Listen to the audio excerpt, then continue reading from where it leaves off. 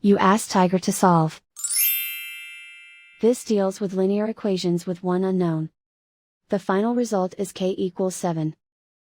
Let's solve it step by step. Group all constants on the right side of the equation.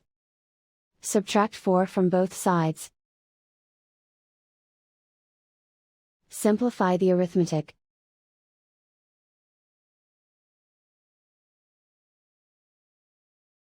Isolate the k.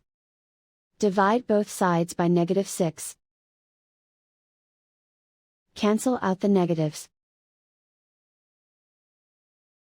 Simplify the fraction.